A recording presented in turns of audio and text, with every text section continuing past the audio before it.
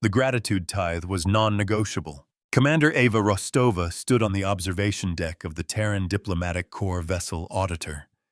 Before her, the planet Kaelen drifted a swirl of ochre deserts and sapphire seas. It was beautiful, but its beauty was choked by the orbital infrastructure of the Gilded Host. Shimmering collection arrays and tithe ships hung in the void like predatory insects. The host had uplifted the Kaelen people, and now they demanded their price in perpetuity. Humanity's arrival had triggered a formal inquiry, a chance to put this predatory benevolence on trial before the star lanes. The ship's fleet-minded magister spoke in her ear, its voice a calm cascade of synthesized tones. The host's preliminary filings are complete, Commander. They cite the 87 articles of the Gratitude Accords. They claim their tithe is a legally protected expression of reciprocal obligation. Reciprocal obligation is a handshake, not a shackle. Rostova murmured, her gaze fixed on a tithe ship siphoning atmospheric energy. They're running a protection racket with a thesaurus. Her reflection in the diamond glass showed a woman whose patience had been worn thin by a dozen similar encounters. This one would be different. This time the bill would go to the collector. The law would be their weapon, not their cage. Lieutenant Jian Li, her tactical officer, approached, his face grim. Commander, the Kaelen delegation is aboard. They're anxious. The host's local proctor has reminded them that unpaid gratitude compounds with interest. Rostova's jaw tightened. This was the language of loan sharks, not saviors. The public inquiry beacon on the nearby neutral station was already warming up. The entire sector would be watching. The system was a cage built from contracts. A young Kaelen farmer, her face etched with the fine lines of constant worry, watched a host drone catalog her family's moisture farm. They gave us the atmospheric processors, she told her son, her voice a strained whisper. They saved us from the great drought. Her son, barely old enough to understand, pointed a small three-fingered hand at the drone. Why do they take our water now? The mother had no answer, only the familiar cold knot of debt in her stomach. The drone finished its scan and transmitted the data. Another debit appeared on the family's ledger. Rostova met the Kaelen delegation in the auditor's briefing room. They were tall, slender beings with skin like polished obsidian, their movements hesitant. Their leader, Elder Phelan, bowed low. Commander, we thank you for invoking the covenant of neutral inquiry. We did not dare. Courage is a luxury the indebted cannot afford. Rostova said, her voice softening. The Gilded Host has perfected the art of making their victims thank them for the chains. She gestured to the main tactical display, which now showed a complex web of legal citations and economic flowcharts. The host operates on a principle they call the benevolence tithe. They provide technology or aid, then claim a perpetual share of all resulting productivity. Magister interjected, its synthesized voice cutting through the quiet hum of the ship. Analysis indicates the tithe is structured to exceed net productivity gains within 3 generations. It is not a payment plan. It is a slow, systemic transfer of planetary sovereignty. The AI's logic was as cold and sharp as a shard of ice. It was a debt that could never be paid. Phelan's shoulders slumped. They told us it was the price of survival, a small token of our eternal gratitude. Gratitude is given, not extracted, Rostova countered. The host has confused a gift with a mortgage. Our purpose here is not to argue charity. It is to audit the receipts. She looked at each of the delegates, her eyes promising a reckoning. We will enter every transaction into the public record. We will count every cost. And then we will present the Gilded Host with a bill of our own. The host's ambassador, A being called Proctor Vex, was an image of unctuous superiority. He appeared on the main screen, his form draped in robes of spun gold thread that seemed to drink the light. Commander Rostova, He began, his voice smooth as oil. "We are honored by your interest in our philanthropic work. The Kaelen are a cherished people under our care." Rostova stood firm, her own uniform a stark utilitarian gray against the Proctor's opulence. "Proctor, your care looks like a foreclosure. We have requested a full accounting of all aid rendered and all tithes collected under the gratitude accords." Vex's smile was thin and sharp. "The ledgers are complex, Commander. A simple species might struggle to grasp the nuances of our generosity." The arrogance was a shield. "Then simplify it for us," Rostova shot back. "Show us the math that says a bottle of water is worth an entire river in return." The line was drawn. The inquiry had begun. The sector was listening.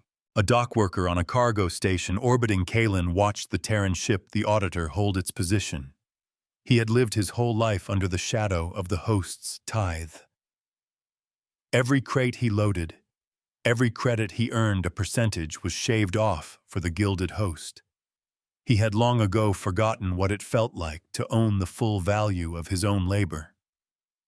Now, for the first time, a flicker of something dangerous ignited in his chest. It felt like hope. Rostova and her team worked relentlessly. Jian Li coordinated with the Kaelen, cross-referencing their oral histories and fragmented records with the official host ledgers. Communications Officer Anya Sharma opened a secure channel for Kaelen civilians to submit their own testimony, their stories of generations spent paying for a single long-ago gift. The data flooded in a torrent of quiet desperation and systemic exploitation. Magister, the ship's AI, was the heart of the operation. It processed trillions of data points, its quantum mind sifting through the host's deliberately convoluted contracts. "Commander, I have identified a critical clause buried in the accords." The AI announced one cycle. Article 47B, the technological uplift multiplier. The host assigns a value to their aid, not based on its cost, but on its potential future impact. They build the Kaelen for every possible invention their atmospheric processors could have inspired. Rostova felt a surge of cold fury. They didn't just charge for the seeds, they charged for the entire forest that might one day grow. They had monetized potential itself. "Precisely," Magister confirmed. "They provided a single tool and claimed ownership of the user's ingenuity forever. It is the most elegant, insidious form of slavery I have ever encountered. This fleet teaches by numbers and remembers by ledgers, never by callers." "Then we'll use their own ledger against them," Rostova declared. "Lee, prepare a full audit of the host's own technological dependencies. Where did they get the hyperlane charts they used to find Kaelen? Who developed the metallurgical sciences for their tithe ships? Sharma, get me a list of every open-source patent the host has ever accessed." The plan was beginning to form. It was audacious. It was unprecedented. It was pure human audacity backed by the cold, relentless logic of an AI. They wouldn't just argue the host's tithe was immoral. They would prove it was also a profound debt. The inquiry was set to be arbitrated by a neutral Vorlani adjudicator, a crystalline entity known for its unyielding adherence to logic and precedent. Proctor Vex arrived with an entourage of legal aides, his confidence absolute. He believed the case was open and shut. The accords were signed. The tithe was legal. Rostova's opening statement was deceptively simple. She did not speak of morality or fairness. She spoke of accounting. "Adjudicator, this is not a dispute over a contract. It is a request for a complete audit of a contract's foundation." She presented the first piece of evidence, the host's valuation of the atmospheric processors they had given the Kaelen a century ago. Vex responded with smug condescension. The value was calculated according to the immense benefit provided. It averted a planetary extinction event. A priceless gift by any measure. "We agree," Rostova said, letting the words hang in the silent chamber. "A priceless gift." So what is the price? Your ledgers list a figure in the quadrillions of credits based on a multiplier of projected Kaelen ingenuity over 10,000 years. This was their first mistake. Vex's golden robes rustled. A standard application of the uplift multiplier as per the Accords. Then let us apply it universally. Rostova countered, her voice ringing with sudden steel. She nodded to Jian Li. A new file appeared on the public display for all to see. It was a star chart. These are the hyperlane routes your ancestors used to discover this sector. They were originally charted by the long-extinct Cygnan civilization. The Cygnans made their charts public, a gift to all starfaring peoples. A murmur went through the assembled observers. Vex's composure flickered for the first time. Rostova pressed her advantage. Magister, please apply the host's uplift multiplier to the Cygnan star charts. Calculate the total economic activity in this sector for the last 5 millennia, every trade route, every colony established, every resource extracted. All of it was made possible by that initial gift. The AI's voice was flat, but the numbers it displayed were devastating. The figure was so large it required new mathematical notation. A debt beyond reckoning. Vex shot to his feet. This is absurd. That was a public domain contribution. It carries no expectation of payment. Was it not a priceless gift that enabled your very existence in this region? Rostova asked, her voice dangerously quiet. Did you not build your entire economic empire on the foundation of their work? By your own logic, Proctor, your people owe the descendants of Cygnus a debt that would bankrupt your entire civilization. Or is gratitude only a currency when you are the one collecting it? The chamber was silent. The Vorlani adjudicator rotated its crystalline facets, processing the stunning reversal. Proctor Vex, for the first time, had no answer. He had walked directly into a legal trap, and the teeth were just beginning to close. Rostova had not come to plead for mercy. She had come to collect a debt. An old Kaelen weaver sat at her loom, her 3-fingered hands deftly guiding the shuttle. For generations, her family had woven the Tithe tapestries, intricate records of their payments to the host. The golden thread representing the host was always the thickest, dominating the patterns. Listening to the public inquiry on a small datapad, she paused. For the first time, she picked up a new color, a defiant silver gray, the color of the Terran ship. She began a new tapestry, not of debt, but of reckoning. The pattern of the future was changing. The inquiry chamber felt like a pressurized vault. Vex and his legal team were visibly shaken, whispering furiously amongst themselves. They had expected a debate on the percentages of the tithe, not a fundamental assault on their entire legal and economic philosophy. Rostova let the silence stretch, a weapon in itself. She was not just arguing a single case. She was putting the very concept of predatory benevolence on trial. Finally, the Vorlani adjudicator spoke, its voice a series of harmonic chimes that resonated through the chamber. Proctor Vex, the human commander's point is logically consistent. Your own legal framework, when applied to your own history, creates a paradox. Please clarify the distinction. Why is one priceless gift a debt, and the other is not? Vex straightened his golden robes, his composure a fragile mask. The distinction is intent. The Cygnans released their data freely, with no expectation of recompense. Our accords with the Kaelen were a formal agreement, a contract signed by their legitimate leadership at the time. He was arguing from a position of paper-thin legality. A contract signed under duress, Rostova interjected calmly. A people facing extinction are not negotiating with a full deck. But let us set that aside for a moment. Let's talk about another gift. She signaled to Anya Sharma. A new exhibit filled the screen, the schematics for a standard fusion reactor, identical to the one that powered Vex's own opulent flagship. This is the base design for all modern fusion reactors, Rostova explained. It was developed by the Sol Archives on Terra and released into the public domain 2 centuries ago. A gift to the galaxy to end the energy scarcity wars. She paused, letting the implications sink in. Magister show us the Gilded Host's energy production records for the past 200 years. The numbers appeared a cascading waterfall of energy credits. The host's entire empire was powered by human-designed technology. They had built their throne on a foundation they never paid for. Magister, Rostova continued, her voice cold and precise. Please apply the host's benevolence tithe and uplift multiplier to this foundational human technology.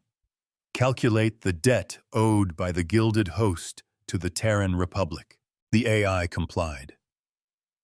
Once again, the resulting number was an astronomical figure that dwarfed the Kaelen debt into insignificance. It was a debt that could shatter empires. Vex stared at the screen, his mouth slightly agape. He was being dismantled piece by piece with his own rulebook. This is a perversion of justice. Vex finally sputtered, his voice losing its oily smoothness. You are twisting our laws. No, Proctor, Rostova replied, taking a step forward. I am enforcing them. I am applying your standard of gratitude universally. If the Kaelen owe you for a water purifier, then you owe us for the very fire in your stars. You have wrapped exploitation in the language of reciprocity. We are simply unwrapping it for all to see. The adjudicator chimed again. The logic is sound. The precedent you have established with the Kaelen Proctor can and must be applied to your own civilization. The human commander is not introducing new laws. She is merely demanding consistent application of yours. Rostova knew this was the turning point. She had exposed the core hypocrisy of the Gilded Host. Their entire system was predicated on a double standard, one rule for them and another for their beneficiaries. Now, in the stark light of the public inquiry, that double standard was crumbling. The mirror was showing them their own ugly face.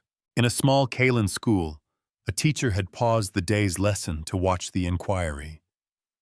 The children who had grown up learning that their existence was a debt to be repaid watched with wide, unblinking eyes as the human commander spoke.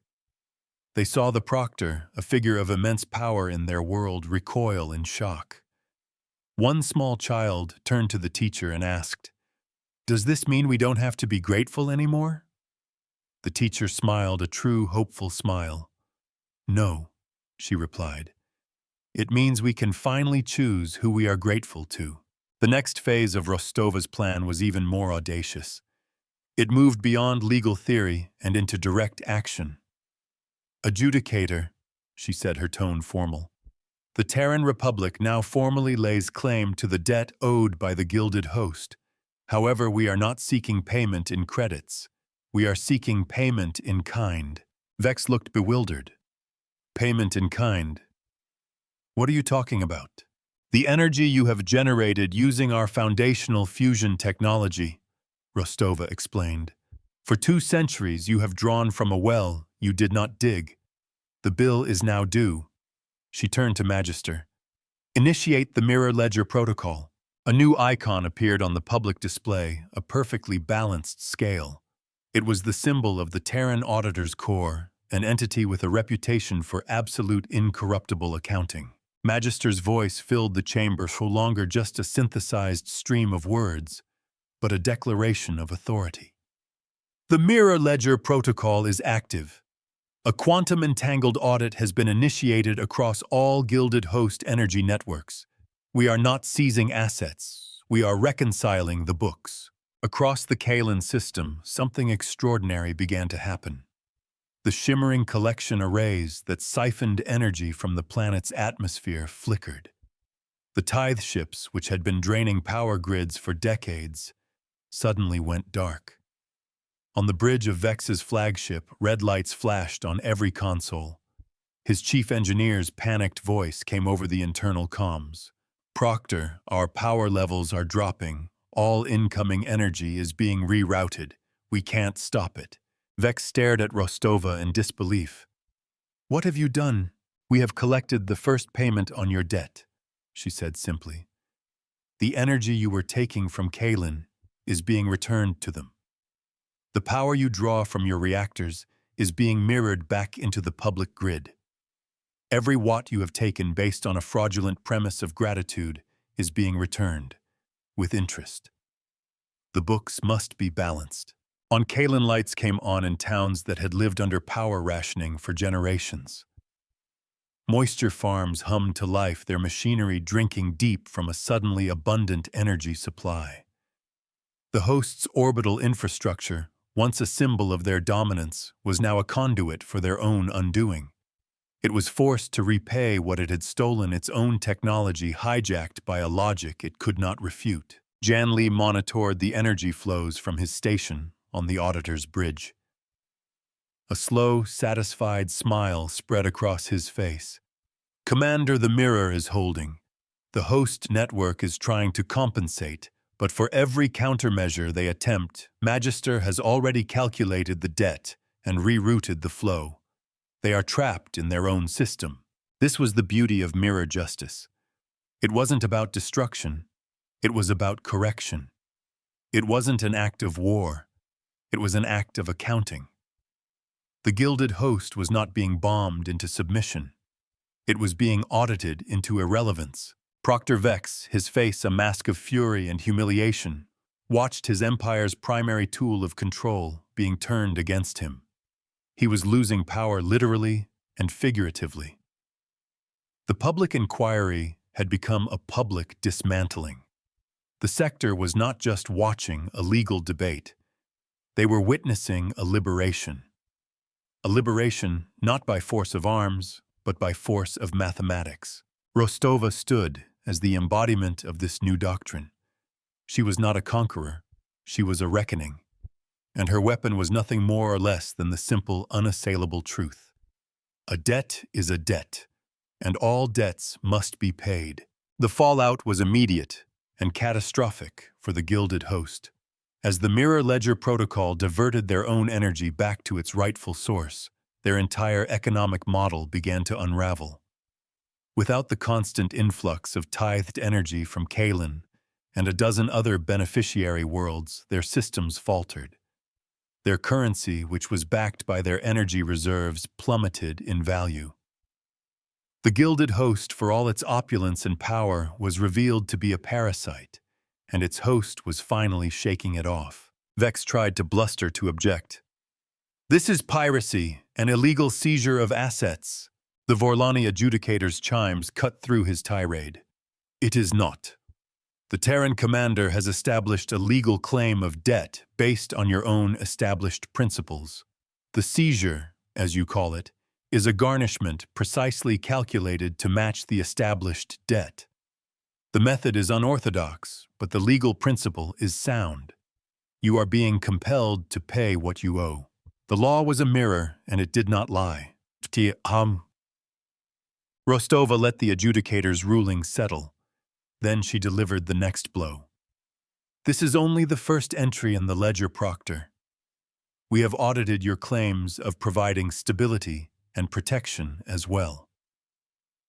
A new set of data flooded the screens. It showed pirate attacks on Kaelen trade routes over the last 50 years. The attacks were frequent, devastating, and always seemed to strike ships that were behind on their tithe payments. "Our analysis," Rostova said, her voice dropping to a dangerous low, "shows a statistical impossibility. The pirates' attack vectors, their timing, their knowledge of cargo manifests, it all correlates perfectly with data that could only have come from within the host's own network." Jan Lee brought up a specific file. It was a decrypted communication log between a host sector chief and a known pirate captain. The subject line was "incentivizing gratitude." It was a smoking gun, undeniable proof of collusion. The host wasn't just a predatory lender. They were racketeers creating the very instability they claimed to protect the Kaelen from. A wave of outrage rippled through the observer gallery. Even worlds that had previously been neutral or friendly to the host were stunned by the brazen criminality of it. You manufactured the crisis you claimed to be solving. Rostova stated, her eyes locked on Vex. You sold them the disease and then charged them for a cure that never worked. Let's add that to the bill. Magister, calculate the total economic and life cost of these manufactured pirate attacks. Apply the host's own benevolence tithe to the service of protection they claim to provide. Then multiply it by the damages incurred. The AI performed the calculation. The number that appeared was not just an economic figure, it was a moral judgment. It was the price of bad faith. Proctor Vex slumped into his chair, the golden robes seeming to mock his deflated posture. He was ruined. His civilization's reputation was shattered. Their economic power was being drained away by their own predatory logic turned back on them by a human commander and her implacable AI. The inquiry was no longer a negotiation. It was a sentencing. A Kaelen shuttle pilot who had lost his brother in a pirate attack years ago watched the revelation from his cockpit. The grief he had carried for years, mixed with a sense of helpless anger, finally gave way to something else. It was a cold, hard, satisfying sense of justice. He looked out at the Terran ship, the Auditor, a small gray vessel that had faced down an empire without firing a single shot. He raised his three-fingered hand in a slow, deliberate salute. The final stage of Rostova's plan was to lock in the victory, to ensure this could never happen again. Adjudicator, she addressed the Vorlani. We are not here to destroy the gilded host. We are here to reform it, to balance the books permanently. She proposed the establishment of a new sector-wide precedent to be recorded on the public ledger for all civilizations to see and enforce. It was called the reciprocity calculus. It stated that any and all interspecies aid must be valued at the cost to the giver, not the potential benefit to the receiver. It outlawed ingenuity multipliers and gratitude tithes as forms of indentured servitude. It was a declaration of economic freedom. Furthermore, she demanded that the gilded host be placed under economic receivership managed by a neutral third party until their debt to Terra the Kaelen and all other uplifted worlds was paid in full. They would not be destroyed, but they would be forced to work to produce to contribute honestly for the first time in their history. Their ill-gotten gains would be used to repair the damage they had caused. Justice was not vengeance. It was restoration. Vex could only watch powerless as the adjudicator reviewed the proposal. The logic was inescapable. The evidence was overwhelming. The gilded host had built its empire on a lie, and the truth had just foreclosed on them. The Vorlani adjudicator's final ruling was swift. It ratified the reciprocity calculus into sector law. It placed the gilded host under the authority of the Terran Auditor's Corps until all debts were reconciled.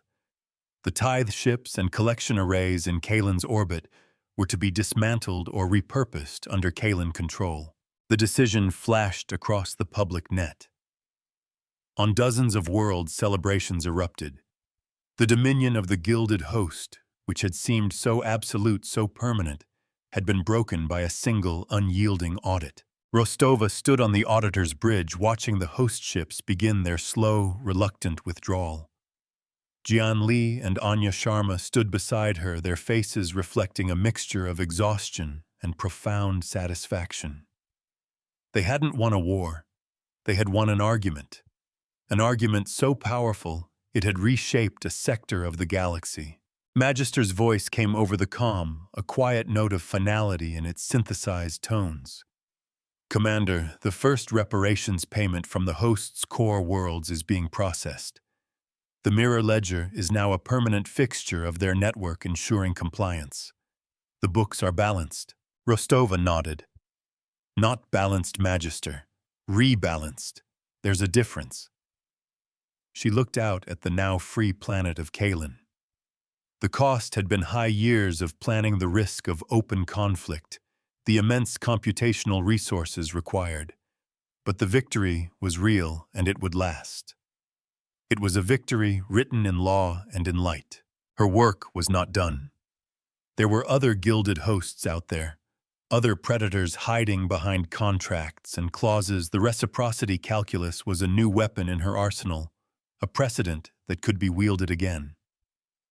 The Auditor had a new mission, not just to observe but to correct, to ensure that in the vast complex web of galactic interaction, the currency of gratitude could never again be forged into a chain. On Kaelen, the weaver finished her new tapestry. The silver-gray thread of the Terrans was prominent not as a dominating force, but as a clean, sharp line that cut through the oppressive gold. The pattern was no longer one of submission. It was a pattern of partnership, of a debt freely acknowledged and a future freely chosen.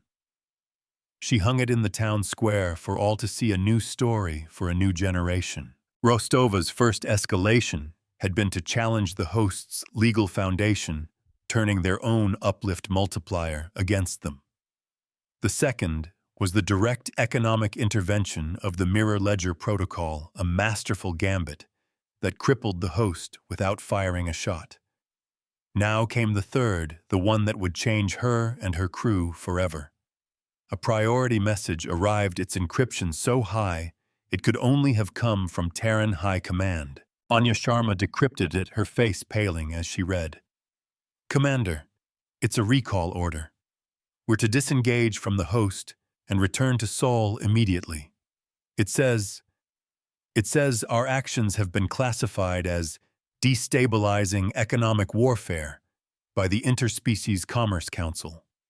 Several elder races have lodged a formal protest against us." Janley slammed his fist on a console. "Protest? We just liberated a dozen worlds. We upheld the law." "Their law, Lee," Rostova corrected, her voice dangerously calm. "We used the enemy's rule book, and now our friends are crying foul." She understood immediately.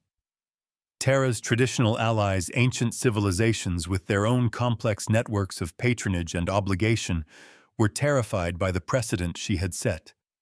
If the Gilded Host's model could be dismantled, so could theirs. They saw the Mirror Ledger not as a tool of justice, but as a weapon that could be turned on anyone. The reckoning had echoes they did not like. Magister analyzed the political data streaming in from the sector capitals. "The protest is gaining support, Commander. At least 3 major powers are threatening sanctions against Terra if we do not withdraw the reciprocity calculus. They are framing our actions as a violation of sovereignty. It's a violation of their hypocrisy," Rostova muttered. This was the true cost of her victory. She had won the battle for Kaelen, but in doing so she had started a political firestorm that threatened to isolate humanity. Her own command was telling her to stand down, to accept a partial victory, and let the old powers continue their games. Anger, hot and sharp, flared within her, but she forced it down. Anger was a luxury. Principle was a necessity. A civilian freighter captain, a grizzled human veteran of the Outer Rim trade lanes, was broadcasting on an open channel his message intended for the Auditor. "We heard what you did. We've been paying the host's gratitude fees for years, just to pass through their space. Now, the tolls are gone. Don't let the old empires tell you that you were wrong. Out here, the little people are naming their ships after you." Rostova heard the message. It solidified her resolve. She would not back down, but she could not defy a direct order. She had to find another way. A way to obey the letter of the recall while defying its spirit. A way to make her precedent untouchable. Sharma, Rostova ordered, her mind racing. "Acknowledge the recall order. Plot a course for Sol maximum efficient speed.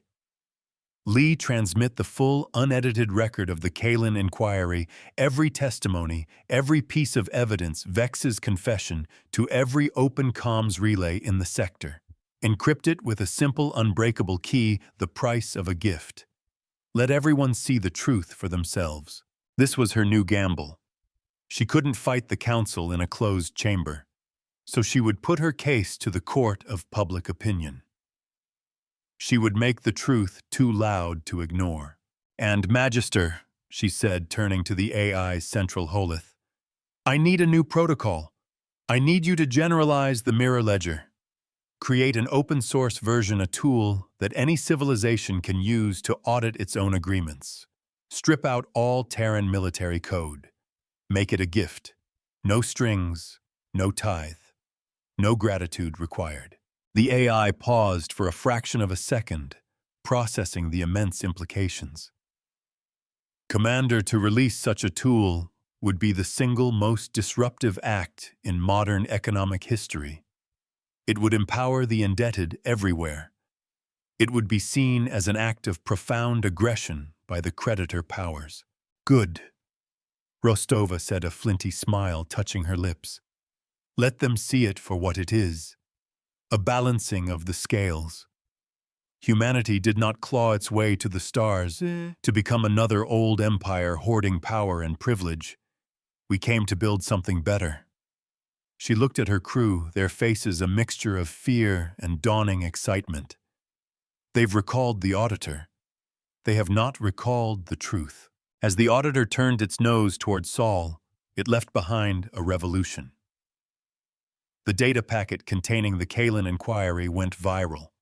The open-source mirror ledger, which Magister had named The Accountant, spread from system to system like wildfire. On worlds that had groaned under the weight of perpetual obligation, grassroots movements began to rise. They used the tool to audit their own benefactors, exposing generations of exploitation. The Gilded Host was just the first to fall. A great galactic reckoning had begun. Rostova knew she would face a court-martial when she returned home. She had obeyed her orders, but she had armed the powerless on her way out the door. She had upheld the deepest principles of the Terran Republic while violating the political expedience of its government. She had chosen the hard right over the easy wrong, and she would face the consequences. The journey home was long and quiet. Rostova spent most of it reviewing the data, refining the legal arguments for her inevitable trial. She was not afraid. She had acted in accordance with her conscience and in the service of a justice that was bigger than any single law or treaty. As they entered the Sol system, they were not met by an armed escort, but by a single diplomatic vessel. An admiral from high command, a man Rostova had known and respected for years, appeared on her screen. His face was unreadable. "Commander Rostova," he began, his voice heavy, "you have placed the Republic in an extraordinarily difficult position." "I did my duty, Admiral," she replied, her chin held high. "I balanced the books." "You did more than that," the Admiral countered. "You set a fire. The Commerce Council is demanding your head. But the public, Ava, the public on 100 worlds, including our own, are calling you a hero. The price of a gift file has been viewed billions of times. The Accountant is being used from here to the Galactic core." He paused. "The political cost of prosecuting you is now higher than the cost of angering our allies. You have checkmated us, Commander." Rostova felt a slow wave of relief, but it was tinged with the weight of her actions. She had won, but she had forced her own government's hand, a dangerous game to play. The people's will had become her shield. The Admiral's expression shifted, a flicker of something like pride in his eyes.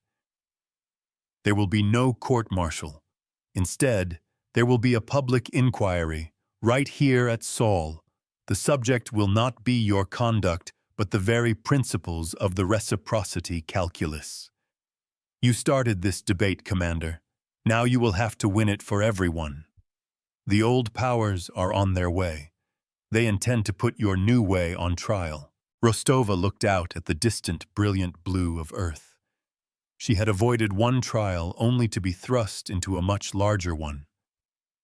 This time, the stakes were not just the fate of one planet, but the future of galactic law itself. She had to prove that humanity's gift was not a weapon, but a foundation upon which a fairer galaxy could be built. Her fight was far from over. It had just begun. Her fight was far from over. It had just begun. The orbital cradle around Earth, a glittering lacework of habitats and star docks, was a breathtaking sight. It was a testament to what a species could build when it worked together. But as the Auditor was guided to a secure berth within the Sol High Court station, the grandeur felt oppressive. Every viewport seemed to be filled with the warships and diplomatic couriers of the elder races, a silent, powerful jury already assembled. The Covenant of Elders, as they were now calling themselves, had come in force. They were not here for a discussion. They were here for a judgment. Janley watched the fleet dispositions on the tactical display, his knuckles white. They've positioned themselves in a formal witness formation, but it's a power play. A dozen capital ships for a legal inquiry, it's a threat. It's an argument. Rostova corrected him, her voice even. Their first argument is that might makes right, that age confers authority. They're trying to intimidate us before we even step into the chamber. She had to prove that a better argument was the only true authority. Her new legal counsel, a sharp-eyed civilian named Elias Thorne, met them at the airlock. He was not in uniform, his simple gray suit a stark contrast to the military precision around them. "Commander Rostova," he said, his handshake firm. "I've reviewed your work. You've given them a legal case so tight, they can't attack it on the merits. So they will attack the philosophy behind it. And they will attack you." "I'm aware, Mr. Thorne," Rostova replied. "Who is their lead prosecutor?" "They don't call him a prosecutor," Thorne said, leading them through the station's corridors, the air humming with a dozen different atmospheric systems. "They call him the Arbiter, Corval of the Cygnon Ascendancy. He is one of the most respected legal minds in the galaxy. He argues that the strong have a sacred duty to guide the weak, that their patronage is a form of nobility." The irony was bitter. The descendants of the people who gifted us the star lanes now argue for the virtue of chains. "Elegant chains," Thorne cautioned. "He will make them sound like a comforting embrace." This was a war of definitions. In a temporary settlement, on a newly terraformed moon, a family of refugees who had fled a patronage world watched the news feeds. They had used the accountant to prove their patrons were systematically stripping their world of rare metals, a violation of the very uplift treaty they'd been forced to sign. Their home was now free but impoverished. The father looked at his daughter. "That human Rostova. She gave us the key. Now we have to learn how to build the house." He felt not despair, but the terrifying, thrilling weight of a future that was finally his own. The inquiry chamber was immense, a vast amphitheater carved from lunar rock and holographic light. At its center was a raised platform for the speakers. The gallery was filled with representatives from 100 worlds, a microcosm of the galactic powers. Rostova Thorne and her team took their place. Opposite them sat Arbiter Corval and his delegation. He was a being of light and crystal, his form shifting, his voice a series of melodic, compelling chimes that seemed to vibrate with ancient wisdom. Corval began his chimes, translating into flawless Terran speech. "We are not here to dispute the criminality of the Gilded Host. They were a perversion of a noble tradition. We are here to dispute the weapon the Terran commander unleashed in response. A weapon that promotes anarchy under the guise of arithmetic." He gestured to a holeth. An image of a planet appeared scarred by fire, its cities in ruin. "This is Xylos. 3 months ago, it was a peaceful protectorate of the Lumeni Imperium. The Lumeni guided their technological and social development. Then the accountant arrived. The Xylon people, incited by this corrosive algorithm, violently overthrew their patrons. Now they are engaged in a brutal civil war. Is this the liberation Commander Rostova offers the galaxy? The images were horrifying. The argument was powerful. He was showing them the cost of freedom, the chaos that could follow the breaking of chains. He was selling the comfort of the cage. Thorne leaned toward Rostova. "He's good," He's making you responsible for the consequences of their own choices. Rostova watched the images, her stomach tightening. She had known there would be costs. She had not imagined this, but she would not back down. The chaos of a new beginning is better than the quiet of a slow death, she whispered back. Then she stood to address the chamber. Arbiter Korval is right. She began, her clear voice cutting through the murmurs. The chamber fell silent in surprise. Freedom can be chaotic. Growth can be painful. But to use that as an argument for perpetual servitude is the logic of the zookeeper. She turned to face the arbiter directly. You speak of the noble tradition of patronage. Let us examine that tradition. Magister, please display the economic and technological growth rates for the last 50 species uplifted by members of the Covenant of Elders. Cross-reference with their own declared development goals for their protégés. The AI, its processing power now linked to the Seoul High Court's immense databases, complied instantly. A complex graph filled the chamber. The pattern was undeniable. In the first few decades of patronage, growth was explosive. Then, as the protégé species approached a certain level of autonomy, usually about 70% of the patron's own technological level, their growth would mysteriously flatline. For centuries, they would hover in that state of advanced dependency, never quite catching up, never truly becoming peers. It was a ceiling made of glass and good intentions. This is not mentorship, Rostova declared, her voice ringing with the force of her conviction. This is containment. You raise species up, but you do not allow them to stand on their own. You create clients, not partners. The gilded host used predatory debt. You use the far more subtle poison of perpetual dependency. Your embrace is a gilded cage, arbiter. The only difference is that your subjects are too comfortable to rattle the bars. Korval's crystalline form shimmered with agitation. We provide stability. We prevent civilizations from destroying themselves with technology they are not mature enough to handle. And who decides when they are mature? Rostova shot back. And does any parent declare their child ready if it means the child will leave home and compete with them? Your patronage is a conflict of interest written into the laws of the galaxy. A debt of gratitude becomes a leash of control. She had turned his argument on its head. She wasn't an agent of chaos. She was an agent of growth. The Covenant of Elders were the ones enforcing a stunting artificial peace. The gallery was murmuring again, but this time the tone was different. They were not just watching a trial. They were re-evaluating the very foundations of galactic society.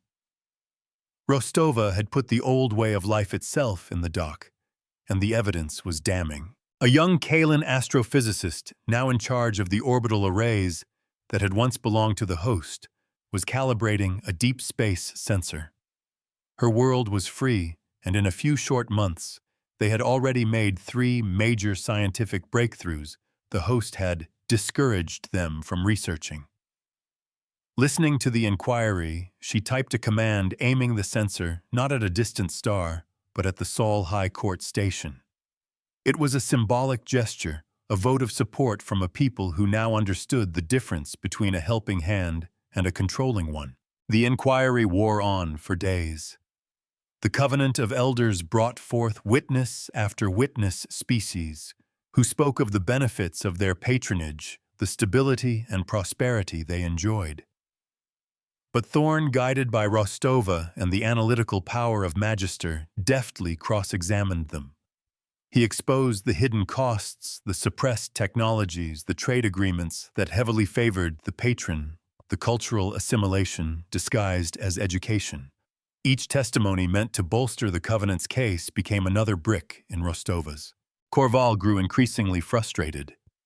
His arguments, which had swayed galactic councils for centuries, were being dismantled by simple, relentless logic.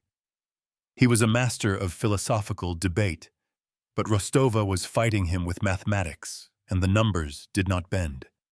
He saw his authority, the authority of his entire class of elder races, eroding in real time. He was losing the argument, and he knew it. Finally, he played his trump card again, returning to the chaos on Xylos. You can spin your theories of economic stagnation. Commander, he chimed, his voice resonating with sorrowful power. But you cannot erase the images of the dead on Xylos. Your philosophy, when put into practice, resulted in a bloodbath. You offer a cure that is worse than the disease. This was the heart of his case. This was the emotional anchor he returned to again and again. Rostova knew she had to address it directly, not just with philosophy, but with facts. For the past several days, while the inquiry droned on, she had tasked Magister with a deep, covert analysis of the Xylos system, sifting through every scrap of data from the moment of their liberation. Let's talk about Xylos Arbiter, Rostova said, her voice quiet but firm. Let's talk about the specific nature of their civil war. She turned to her AI. Magister, display the arms manufacturing signatures of the weapons being used by both factions in the Xylan conflict. A new set of data appeared. It showed that the weapons from plasma rifles to artillery shells were of incredibly high quality, far beyond what the Xylans could have produced themselves. More damningly, the metallurgical and energy signatures were identical for both sides of the war. The same manufacturer is arming both sides of the conflict, Rostova stated plainly. A gasp went through the chamber. But who would profit from such a thing? Magister's synthesized voice was cold as the void. The weapon signatures are a precise match for standard-issue Lumeni Imperium ordnance. Furthermore, forensic accounting of shell corporations has traced the funding for both factions back to financial institutions owned and controlled by the Lumeni nobility. The chamber erupted. Korval's crystalline form went rigid with shock. He turned to the Lumeni ambassador, who shrank back, his reptilian face turning a sickly green. The evidence was irrefutable, logged on the public trade networks, for anyone with the skill to find it. The chaos on Xylos was not the price of freedom, Rostova declared, her voice rising in righteous fury. It was a deliberate act of sabotage. The Lumeni, furious at losing their protégé, engineered a civil war to punish them for their insolence, to make an example of them, to create the very horror that you, Arbiter, have been using as your primary argument. The mask of benevolence had been torn away. It was more than a revelation. It was an indictment of the entire paternalistic system. It showed that when the children finally chose to leave home, the parents would burn the house down rather than lose control. This was the ugly secret at the heart of the Covenant of Elders. Their stability was a protection racket, and their mentorship was a lie. Korval was speechless. His entire case, built on the foundation of the Xylan tragedy, had crumbled into dust. He had been used by his own allies, his good name and reputation deployed to defend an atrocity. The moral high ground he had claimed had turned into a sinkhole beneath his feet. Rostova did not relent. This was the moment to lock in the victory, to change the system for good. The problem is not freedom, Arbiter. The problem is a lack of accountability. A system that allows the powerful to operate in the shadows, to write contracts in fine print, and to punish those who dare to ask for the receipts. She looked out at the entire assembly, her gaze sweeping across the gallery, meeting the eyes of the powerful and the powerless alike. I propose a new foundation for interspecies relations, not a treaty, but a tool, a permanent, incorruptible public ledger. She outlined her vision. The public ledger of interspecies conduct.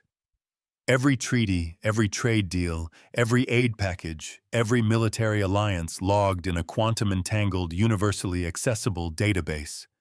No more secret protocols, no more hidden clauses. All transactions valued according to the reciprocity calculus, based on the real cost to the giver, not some imaginary inflated benefit to the receiver. It was a proposal for radical transparency. A system where no one could hide. We will call it the Aurora Court, Rostova announced, giving it a name that evoked light and clarity. It will not have armies or fleets. Its only power will be the power of unvarned truth. It will allow everyone from the smallest emerging species to the oldest empire to make their decisions in the full light of day. It is a system that does not fear chaos because it is built on the trust that free peoples given true information will choose wisely. The proposal was breathtaking in its audacity. It did not seek to punish the Covenant, but to render their methods obsolete. It offered them a choice: join the new era of transparency or be left behind, exposed as relics who could only operate in the dark. Arbiter Corval stood silent for a long moment. The melodic chimes of his voice when they finally came were softer, stripped of their earlier arrogance. For 1,000 years, he said, his voice heavy with the weight of that time, we have believed that wisdom was our burden to carry for others. We see now that our wisdom became a cage for their growth. He turned his crystalline form away from his Lumani allies, a public and unmistakable disavowal. The Signan ascendancy will support the creation of the Aurora Court. The age of patronage is over. The age of partnership must begin. His capitulation was the breaking of the dam. One by one, other members of the Covenant, seeing the tide of galactic opinion turning, seeing the irrefutable logic of Rostova's position, voiced their support. The Lumani Imperium, disgraced and exposed, was suspended from the Council, facing sector-wide sanctions. The old order had not just been defeated, it had been transformed. The vote was almost unanimous. The Aurora Court was chartered. Rostova's reciprocity calculus was enshrined as its founding principle. She had faced down an empire at Kaelen, and she had faced down an entire galactic order at Sol. She had won not with weapons, but with an idea. And the galaxy would never be the same. Truth once spoken could not be unsaid. The cost of this victory was etched into the lines on Rostova's face. The images from Xylos would haunt her. Real people had died victims of a proxy war she had inadvertently triggered. Terra's political position was now complicated. It was revered by the newly empowered and deeply distrusted by the remaining old guard. Humanity was no longer just another star-faring race. It was the fulcrum of a new galactic age, a position as dangerous as it was influential. Rostova was not offered a new command. Instead, she was asked to be the first Terran representative to the Aurora Court, a role that was less military commander and more incorruptible accountant. Her days of fighting from the bridge of a starship were over. Her new fight would be in the columns and ledgers of the court she had created, ensuring the truth remained sharp and the books remained balanced. She stood now in the observation deck of the newly commissioned Aurora Court Station, watching the data streams flow in from 1,000 worlds. Beside her, Elias Thorne handed her a datapad. "The first official entry on the ledger," he said. "The ratification of the charter." She looked at the screen. The clean, simple text confirmed the establishment of the court and its core principles. The entry blinked once with the word "confirmed." The light from the datapad cast a soft glow on her face, illuminating the exhaustion and the triumph. It was a simple image, a line of text on a public record, but it was the culmination of everything she had fought for. The beacon of a new kind of justice was no longer warming up. It was lit for all to see. The universe did not need more saviors, she thought. It did not need more patrons or mentors or guides who demanded gratitude as payment. It needed partners. It needed auditors. It needed the simple, clarifying light of the truth, a gift given freely with no expectation of return. A gift that empowered the receiver, not the giver. The Aurora Court was not a monument to her victory. It was a tool, a key offered to everyone. what they built with it, what doors they opened that would be their story to write. The universe does not bargain, it only balances.